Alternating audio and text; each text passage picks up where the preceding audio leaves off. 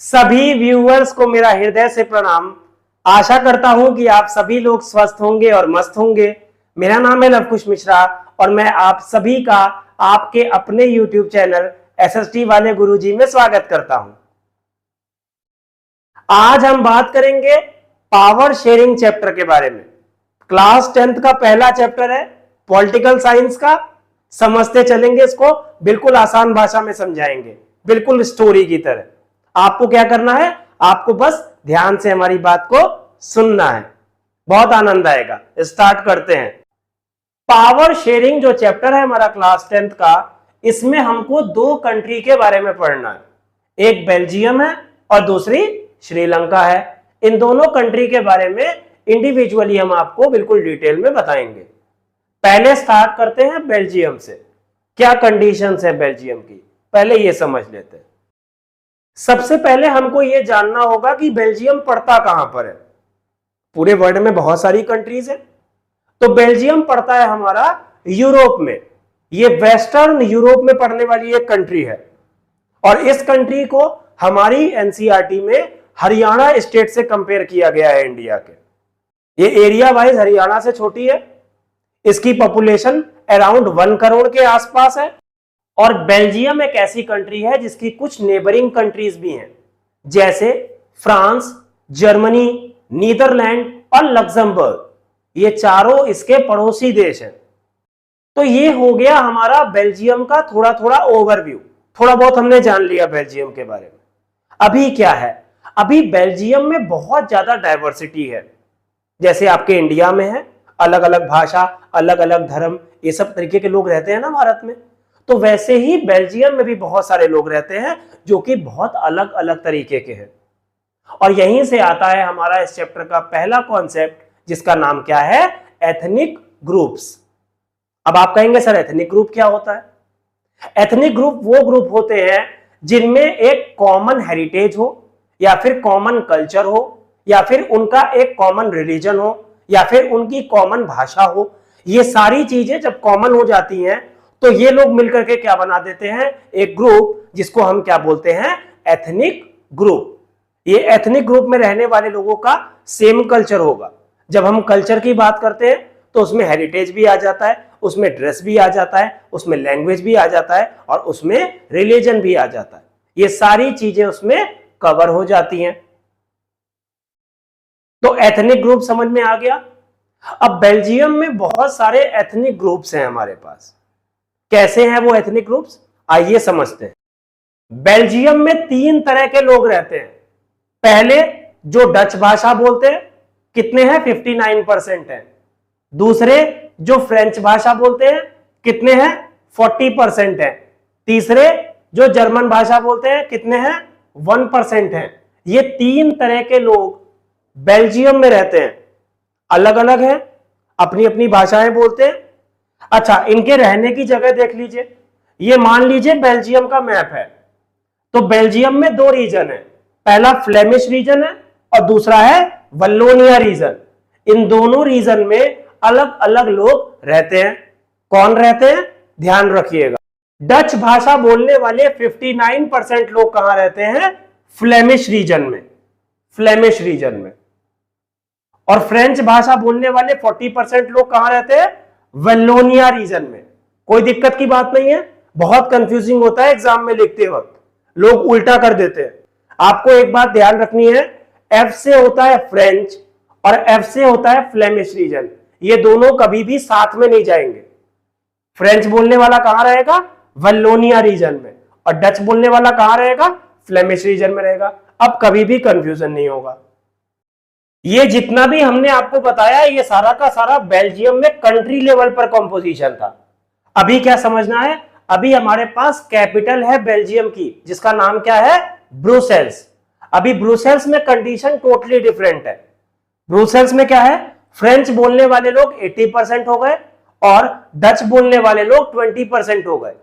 यहां पर मेजोरिटी में कौन थे, डच बोलने वाले लोग। यहां पर माइनॉरिटी में कौन चले गए, डच बोलने वाले लोग। यहां मेजोरिटी में फ्रेंच वाले हैं, जो कि यहां पर हुआ करते थे क्या, माइनॉरिटी।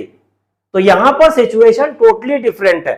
अगर हम बेल्जियम में एज अ कंट्री लेवल पर बात करें तो कंडीशंस अलग हैं, लेकिन एज अ कैपिटल लेवल पर बात करें तो कंडीशंस दूसरी चल रही हैं। अभी आप कहोगे कि सर दिक्कत क्या है, कोई मेजॉरिटी में रहे कोई माइनॉरिटी में रहे, इससे समस्या क्या है? वो तो हर देश में ही होता है, इसमें कौन सी अलग बात है? लेकिन समस्या बच्चा यहीं से उत्पन्न हो रही है।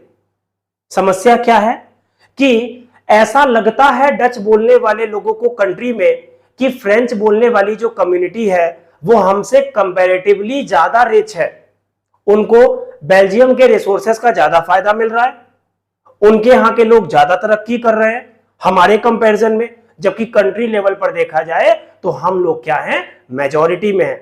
और ब्रुसेल्स में ये परेशानी और ज्यादा बढ़ जाती है। अब ब्रुसेल्स में बोलते हैं कि वहां पर तो ये लोग मेजॉरिटी में भी हैं और ये तरक्की भी ज्यादा कर रहे हैं। तो समस्या क्या है कि बेल्जियम जैसे डेवलप्ड कंट्री में भी लोगों को आपस में बहुत जलन है, और ये जो जलन लोगों को आपस में थी, इसने क्या किया, लोगों के बीच में कॉन्फ्लिक्ट को अराइज करना स्टार्ट कर दिया। ये सारी जो कंडीशंस बेल्जियम में बन रही थी, इसने during the period of 1950 to 1960s वहां के लोगों में टेंशन को बहुत ज्यादा बढ़ा दिया। और ये जो टेंशन लोगों के अंदर बढ़ रहा था, ये बहुत ज्यादा एक्यूट हो गया था। कहां पर? ब्रुसेल्स में। अब जब इन लोगों में इतना ज्यादा टेंशन बढ़ रहा था, तो पूरे के पूरे यूरोप को और पूरे के पूरे वर्ल्ड को लगने लगा कि अब बेल्जियम में कोई बहुत बड़ी घटना होने वाली है, कोई बहुत दिक्कत वाली सिचुएशन होने वाली है, क्योंकि आपस में इतनी ज्यादा हेट्रेड है, इतनी ज्यादा एनवी है, इतनी ज्यादा नफरत है दोनों कम्युनिटीज के बीच में, दोनों एक दूसरे को बिल्कुल भी देखना नहीं चाहते। और अब बवाल होना बिल्कुल तय है, क्योंकि सिचुएशंस ऐसी बन रही हैं। लेकिन क्या बेल्जियम में बवाल हुआ? इसको जानने के लिए हम चैप्टर में आगे पढ़ेंगे। यहां पर आपकी एनसीईआरटी थोड़ा सा मौन धारण कर लेती है, अभी आपको आगे बताएगी। यहां तक की बातें समझ में आ गई होंगी, होपफुली आपको बेल्जियम का पूरा सिस्टम समझ में आ गया होगा। अब हमको समझना है अपनी दूसरी कंट्री के बारे में। कंट्री का नाम क्या है? श्रीलंका। अगर हम यहां पर मैप देखें तो ये इंडिया का साउदर्न कोस्ट है, इंडिया के साउदर्न कोस्ट से लगा हुआ है क्या? श्रीलंका कंट्री। आप देख सकते हैं, ये बनाने का मैंने प्रयास किया है, थोड़ी ड्राइंग खराब है, माइंड मत करिएगा, चीजों को समझ के चलिएगा। श्रीलंका हमारे साउदर्न कोस्ट ऑफ तमिलनाडु में पड़ता है, और ये एक आइलैंड नेशन है। आइलैंड का मतलब क्या होता है? जो चारों तरफ से पानी से घिरा हो। और पेनिनसुला का क्या मतलब होता है? जो तीन तरफ से पानी से घिरा हो। तो इंडिया क्या है? इंडिया एक पेनिनसुला है, और श्रीलंका क्या है? श्रीलंका एक आइलैंड कंट्री है। इसकी पॉपुलेशन करीब 2 करोड़ के आसपास है, और ये हमारे इंडिया के हरियाणा स्टेट से बड़ा है साइज वाइज। देखिए, जैसे इंडिया में बहुत ज्यादा डाइवर्सिटी है, वैसे ही श्रीलंका में भी बहुत ज्यादा डाइवर्सिटी है, और इसी डाइवर्सिटी को हमको इस टॉपिक के अंतर्गत पढ़ना है। हम जब श्रीलंका के एथनिक कंपोजिशन की बात करते हैं तो हमको 2 तरह के लोग मिलते हैं, एक वो जो तमिल भाषा बोलते हैं, और दूसरे वो जो सिन्हाला भाषा बोलते हैं। यहां पर 2 भाषा बोलने वाले लोग हैं, मेजर। तमिल भाषा बोलने वाले लोग कितने हैं? 18% है। सिन्हाला भाषा बोलने वाले लोग कितने हैं? 74% है। अच्छा, तमिल भाषा बोलने वाले में भी 2 तरह के लोग रहते हैं। पहले श्रीलंकन तमिल्स, इनको नेटिव तमिल भी बोला जाता है, ये कितने हैं? 13% है। और दूसरे इंडियन तमिल्स, ये कितने हैं? 5% है। अब समझते हैं कि श्रीलंकन तमिल्स कौन है और इंडियन तमिल्स कौन है। ये बहुत ज्यादा कंफ्यूजिंग हो जाता है। श्रीलंकन तमिल्स वो लोग हैं जिनके फादर, फादर के फादर, जितने भी फादर थे वो सारे के सारे क्या थे? श्रीलंका में रहते थे। वो वहां के नेटिव सिटीजन्स हैं, कहीं बाहर से नहीं आए, श्रीलंका में ही रहते हैं। इसीलिए इनको क्या बोला जाता है? श्रीलंकन तमिल्स या फिर नेटिव तमिल्स भी 13% है। वहीं के रहने वाले लोग हैं, नेटिव सिटीजन्स है, वहीं जन्म हुआ, वहीं रह रहे, पूर्वजों का भी उनका भी। दूसरे क्या है? दूसरे हैं हमारे इंडियन तमिल्स। इंडियन तमिल्स कौन लोग हैं? इनको समझिएगा, इंडियन तमिल्स को समझिए। इंडियन तमिल्स कौन है? ड्यूरिंग द कॉलोनियल पीरियड, जब हम ब्रिटिशर्स के गुलाम थे, तो ब्रिटिशर्स क्या करते थे? यहां से लोगों को पानी के जहाजों में बैठा बैठा करके श्रीलंका भेजते थे। क्यों भेजते थे? क्योंकि श्रीलंका में प्लांटेशन वर्कर्स की डिमांड बहुत ज्यादा रहती थी। वहां पर चाय का प्रोडक्शन बहुत ज्यादा होता था, टी का प्रोडक्शन होता था, तो वहां पर क्या हो जाता था, यहां से लोगों को काम के लिए वहां पर भेजा जाता था। अब ये लोग यहां से वहां काम करने तो गए, लेकिन जब इन्होंने वहां पर काम किया तो ये वहां से इंडिया वापस नहीं आए इंडिपेंडेंस के बाद, ये वहीं पर रुक गए। क्यों रुक गए? क्योंकि भाई इनको वहां काम मिल रहा था, पैसा मिल रहा था, इनके लोग वहीं पर बस चुके थे, तो ये वहीं पर बस गए। अब जब ये वहीं पर बस गए तो वहां के लोगों ने इनको क्या बोला कि आप लोग इंडियन तमिल्स हो, क्योंकि आप इंडिया से आए हो, और हम क्या हैं, हम श्रीलंकन तमिल्स हैं। तो इंडियन तमिल और श्रीलंकन तमिल समझ में आ गया होगा आपको, होपफुली। अब बात करते हैं श्रीलंका के रिलीजियस कंपोजिशन पर, रिलीजन और एथनिसिटी कैसी है श्रीलंका की। तो श्रीलंका में जो लोग सिन्हाला भाषा बोलते हैं वो लोग बुद्धिस्ट रिलीजन को फॉलो करते हैं, वो सब बौद्ध धर्म को फॉलो करते हैं। श्रीलंका में जो लोग तमिल भाषा बोलते हैं वो लोग हिंदू भी हैं, मुस्लिम भी हैं, ये दोनों रिलीजन को फॉलो करते हैं वो लोग। और श्रीलंका में जो लोग क्रिश्चियन हैं, ज्यादा बड़ा संख्या नहीं है इनका, 7% लोग हैं, ये लोग तमिल भी बोल लेते हैं, सिन्हाला भी बोल लेते हैं, दोनों भाषाएं बोल लेते हैं, इनको कोई दिक्कत नहीं है। तो ये था हमारा दोनों कंट्री के बारे में नॉलेज। ये आपके बुक में दिया हुआ है, सारा कुछ एनसीईआरटी का कंटेंट ही है, कुछ भी बाहर से नहीं बता रहा हूं। जब आप इसको पढ़ने बैठेंगे हमारा लेक्चर सुनने के बाद, तो आपको चीजें अच्छे से समझ में आएंगी। अगर आपको इसको नोट्स के फॉर्म में बनाना है तो आप बना सकते हैं। ऐसे फ्लो चार्ट वगैरह बना करके जब आप प्रेजेंटेशन करते हो तो एग्जाम में आपको अच्छे नंबर मिलते हैं, और ऐसे आंसर्स एग्जामिनर के लिए कैची भी होते हैं। ऐसे जब फ्लो चार्ट बना करके आप एग्जाम में आंसर लिखते हो तो आपको अच्छे नंबर भी मिलते हैं, और एग्जामिनर के लिए वो बहुत ज्यादा कैची भी होते हैं।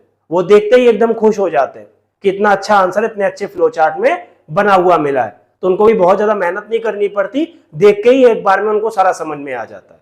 हमारे पास ब्लैक बोर्ड था इसलिए हमने बहुत ज्यादा मैसी सा बना दिया, आप अपने कॉपी में इसको बहुत अच्छे से बनाइएगा, ठीक है। अब श्रीलंका और बेल्जियम में आगे क्या हुआ ये हम आपको नेक्स्ट पार्ट में बताएंगे। यहां तक की बातों में अगर आपको कोई भी डाउट है तो आप कमेंट बॉक्स में लिख करके हमसे क्वेश्चन पूछ सकते हैं, हम आपके क्वेश्चनों का आंसर देने की पूरी कोशिश करेंगे। इसी वीडियो के डिस्क्रिप्शन में हमारे टेलीग्राम चैनल का लिंक भी दिया हुआ है, आप उसको ज्वाइन करके हमारे साथ कनेक्ट हो सकते हो और हमसे अपने डाउट्स को पूछ सकते हो। उम्मीद करता हूं कि जितनी भी बातें मैंने आपको इस वीडियो में समझाई हैं वो सारी की सारी आपको समझ में आ गई होंगी और आपको कोई भी डाउट नहीं रह गया होगा। इस वीडियो को अपने दोस्तों के साथ ज्यादा से ज्यादा शेयर करिए, हमारे चैनल को सब्सक्राइब करिए अगर अभी तक नहीं किया है तो।